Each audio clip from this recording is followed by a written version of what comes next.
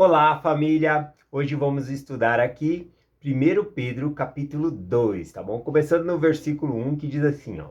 Deixando, pois, toda maldade e todo dolo, fingimento, inveja e todas as maledicências. Aqui no verbo, né, do grego, quando fala deixar, significa definitivamente, né, qualquer tipo de pecado. E ele faz um contraste com o versículo 2 aqui, ó. Desejando afetuosamente como criança recém-nascida, o puro leite espiritual, para que por ele vades crescendo. Aqui ele usa a figura de uma criança, né, recém-nascida. E ele falou, ao mesmo tempo, por isso que ele faz um contraste, ao mesmo tempo que deixar a maldade, as coisas ruins, maledicência, ele fala que nós devemos substituir, tá bom? Pelo quê? Pelo leite espiritual, o puro, ele coloca a palavra pura aqui, ou seja, genuína, a pura palavra de Deus. É por isso que nós devemos substituir as coisas ruins, né? E aí ele fala para ser igual a essa criança recém-nascida. Bom, a criança recém-nascida, se tem algo que ela sabe pedir, é leite, né? Quando ela tá com fome, é aquele escândalo lá, parece que o pulmão vai sair para fora ali. Então, é dessa maneira que nós devemos desejar a palavra do Senhor, tá bom? Para que nós possamos ir crescendo. Então ele vai fazendo esse contraste aqui sobre o ruim e o bom, tá bom? Aliás, eu peguei um comentário aqui que quando nós estamos abandonando o pecado, né, nós devemos buscar a santificação, as coisas do Senhor. Porque se nós não buscarmos, a gente volta para o pecado.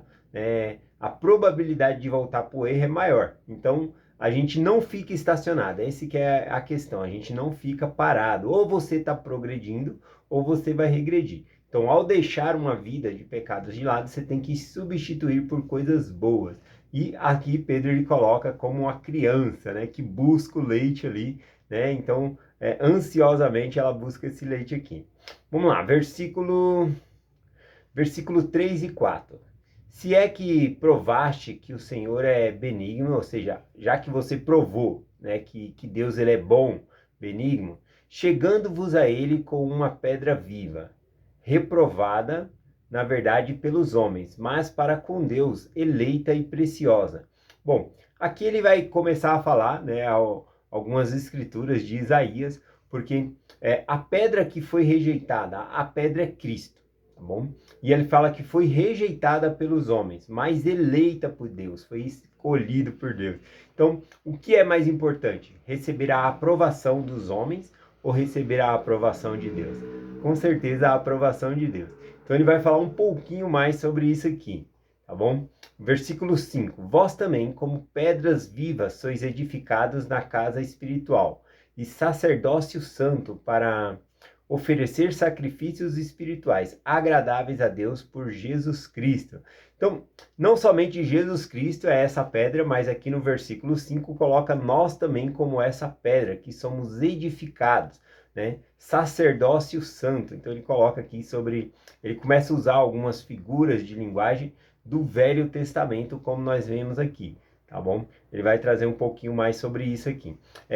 Aqui o versículo 6, o 7 e o 8 é como se nós estivéssemos lendo Isaías 28, versículo 16, tá bom? Só que a gente vê que Pedro, ele não está citando a escritura da maneira que está escrito lá. Ou seja, ele está parafraseando, ele está citando de cor, de cabeça, então não é palavra por palavra. Então aqui mostra para nós, né, e mais para frente a gente vai estudar isso, que Pedro fala que nós devemos manejar bem a palavra do Senhor.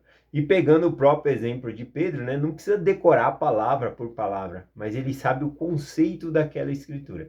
Se você pegar Isaías capítulo 28, versículo 16, e ver o que Pedro está falando aqui, você vê que ele está parafraseando dentro desse versículo aqui. Ele entende a essência do versículo e ele está explicando aqui para nós, tá bom? Então vamos lá para o versículo 6, 7 e 8 aqui. Versículo 6 diz assim: pelo que também está contido na Escritura. Eis que ponho em Sião a principal pedra de esquina, eleita e preciosa. A quem nela crê não será confundido, não será envergonhado, não será confundido. Então, a pedra é Jesus Cristo, tá bom? E essa é a pedra principal, a pedra de esquina, que sustenta todo o restante do prédio ali. Então essa é a intenção aqui, que Cristo ele é o principal aqui, tá bom?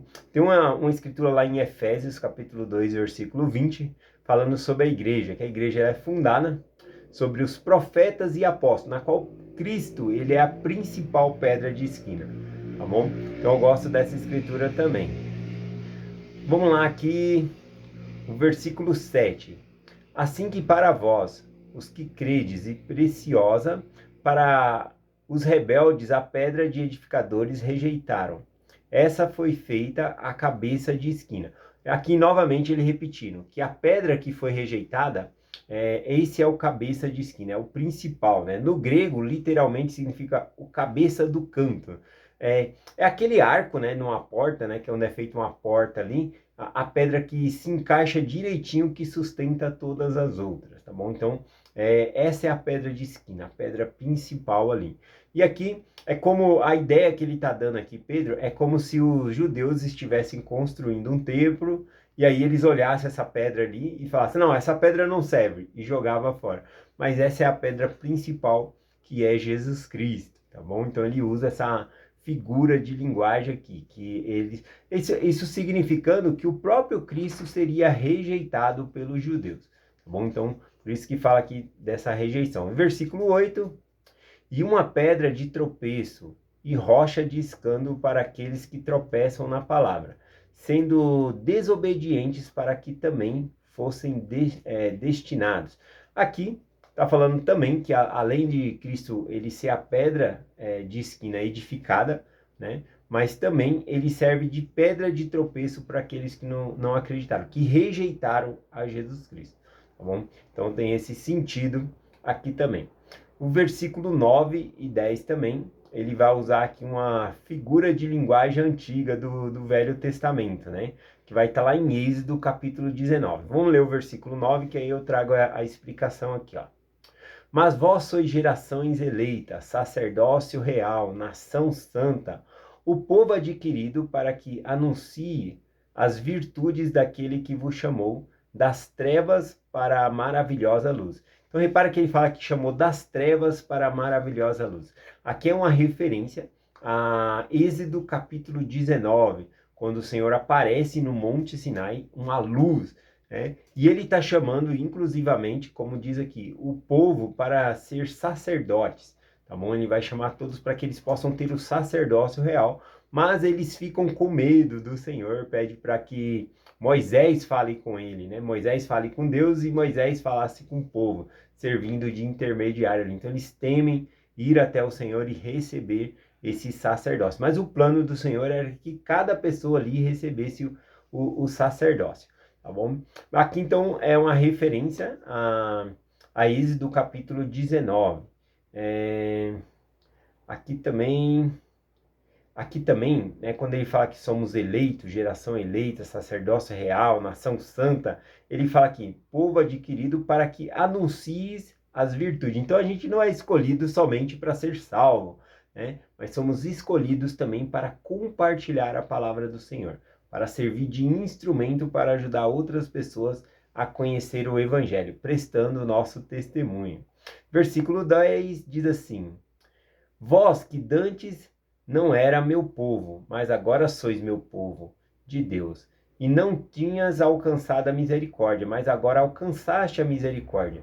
Aqui, veja como Pedro ele vai entrando em outras histórias. Aqui é uma referência à escritura de Oséias, tá bom? Quando Oséias ele se casa com Gomer, e aí Gomer trai Oséias e tem um filho. E aí o nome desse filho acaba sendo ali, não é meu povo, porque veio de uma traição.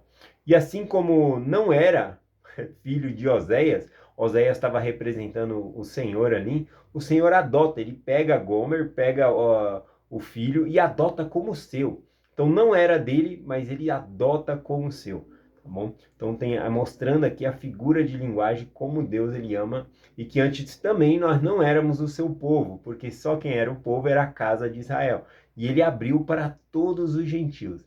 E aí nós se tornamos o povo do Senhor também. Então ele vai usando as figuras de linguagem aqui. Vamos lá, versículo 11. Amado, admoesto-vos como peregrinos e forasteiro, que vos abstenha das concupiscências da carne e que combate contra a alma. Então aqui ele está advertindo as pessoas, né, repreendendo para que lute contra a malícia, né, concupiscência da carne aqui. E eu li o 11 porque ele vai fazer um contraste com o versículo 12 aqui, ó. Tendo em vosso viver o honesto, tendo em nosso viver ser honesto entre os gentios, para que, naquilo em que faltam, como malfeitores, glorifiquem a Deus o dia da visitação, pelas boas obras que vós vos virem. Né?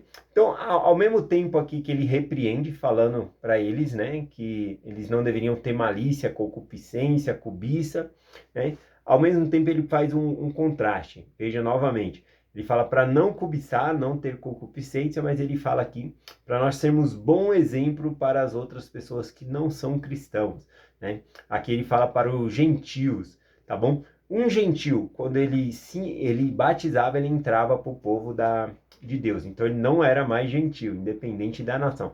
Igual nós, quando nós nos batizamos, conforme diz o apóstolo Paulo, já não somos estrangeiros nem forasteiros, mas concidadão dos santos e da família de Deus. Então a gente, ao entrar para o evangelho, nós devemos dar bom testemunho para as outras pessoas, né? E aqui ele fala pelo modo que eles nos veem. Né? Aqui nem está falando no sentido de pregar o evangelho, de falar, mas a nossa conduta, o nosso exemplo, porque as pessoas possam ver aqui. Vamos lá, versículo 13. Sujeitai-vos, pois, a toda instituição humana, por causa do Senhor, seja rei ou como qualquer um superior. Aqui ele está falando que nós devemos ser sujeitos a autoridades constituídas, né? Aqui especificamente Pedro ele não está falando de autoridades eclesiásticas, né, na igreja, líderes na igreja. Claro, né, que o princípio é o mesmo, nós também devemos ser submissos, acatar aí, né, o que os nossos líderes nos fala também. Mas aqui ele está falando especificamente dos governos de reis, de magistrados e outros ali, que era para ser submisso a eles. A única coisa que você não obedece é se é um ataque a um mandamento direto do Senhor, tá bom? Então aí a gente não acata não, mas o resto a gente acata sim, tá bom? A gente tem que fazer aqui. E nem é por conta do líder, né? Aqui fala por causa do Senhor. Então, por amor a Deus, nós fazemos isso. Isso é muito importante também, porque olhando o contexto histórico ali, por que Pedro está falando isso? Porque César era chamado de Senhor, mas os judeus, ou aqueles que se batizavam, consideravam somente Jesus como o Senhor, só Deus é o Senhor. E aí, o Império Romano poderia caracterizar ali como rebeldia, rebelião, né? Então era importante eles mostrarem essa submissão aos seus reis, né? Não fazer rebeldia ou coisa assim, tá bom? Vamos lá para o versículo aqui, versículo 16. Como libertos, e não como tendo liberdade, como por cobertura de maldade, mas como servos de Deus. Aqui ele fala, né, que nós, como sendo livres, e aí quando ele fala aqui, tendo liberdade como cobertura, né?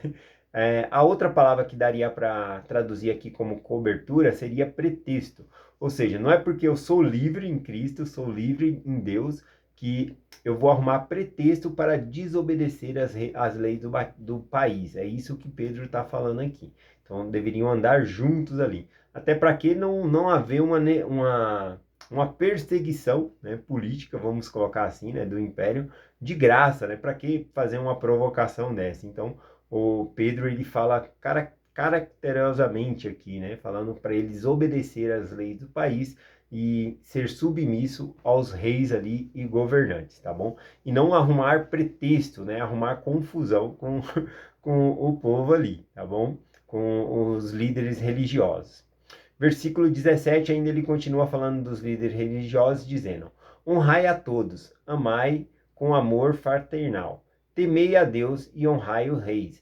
Ou seja, obedecei a Deus, ou seja, se submeta aos reis, né? Obedeça às leis do país. É isso que ele está colocando aqui. Vós servos, sujeitai-vos com todo o temor aos senhores, não somente aos bons humanos, né? Mas também aos perversos. Então, aqueles que são servos, que trabalham em firma, a gente deve obedecer os nossos patrões. Não somente os bons patrões, né? Como ele colocou aqui, mas também patrões que são ruins. Não que o patrão vai te obrigar a fazer uma coisa ruim, mas nós devemos prestar um bom serviço independente do caráter do patrão. É isso que ele está falando aqui, sermos bons trabalhadores, tá bom? É nesse contexto aqui que ele fala. Vamos lá, os versículos que eu mais gostei agora aqui é o versículo 19 em diante aqui, tá bom? Eu vou ler o 19 e o 20 aqui, diz assim, ó.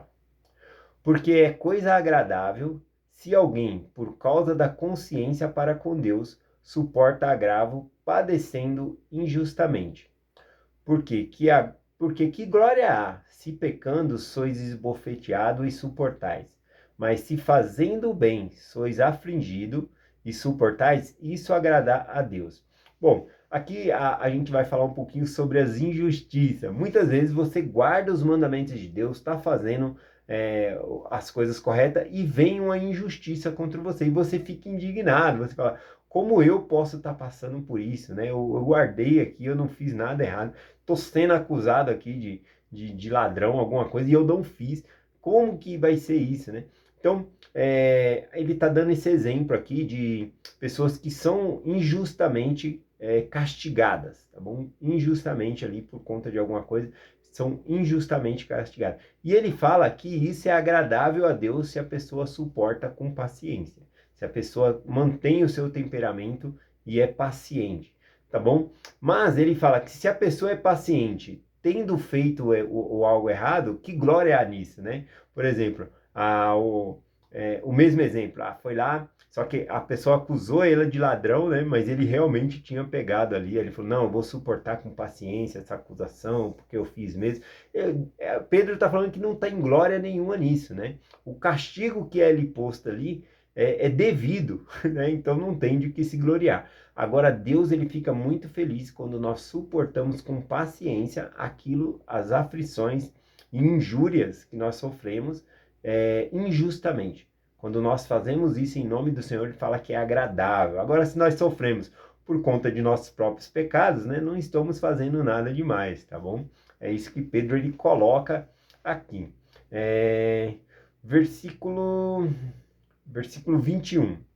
Porque para isso sois chamados, pois também Cristo padeceu por vós, deixando-vos o exemplo, para que sigais os seus passos. Então, fala que o próprio Jesus Cristo, ele nos deu o exemplo para nós seguirmos o passo dele. Ou seja, Jesus Cristo foi injuriado, né? Vai falar um pouquinho mais aqui, que ele sofreu pelos pecados de toda a humanidade, menos o dele próprio, porque ele nunca pecou. É o que vai trazer o próximo versículo aqui, que Cristo ele não tinha pecado, mas mesmo assim ele padeceu todo o sofrimento por nossa causa.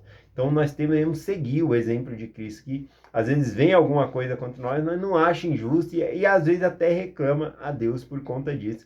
Mas aqui a Escritura é clara que nós devemos suportar com paciência essas aflições. Versículo 22 diz aqui, o qual não cometeu pecado, nem na sua boca se achou dolo, né?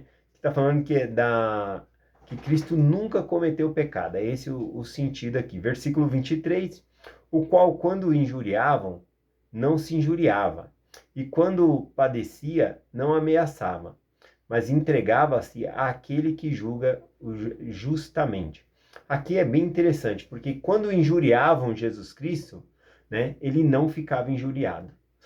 Ou seja, quando faziam raiva em Jesus Cristo, seja batendo no rosto, cuspindo nele, ele não fazia a reação de vingança. Ele não fazia isso, tá bom? Então, esse é o exemplo que nós temos de Cristo. Nós devemos fazer a mesma coisa.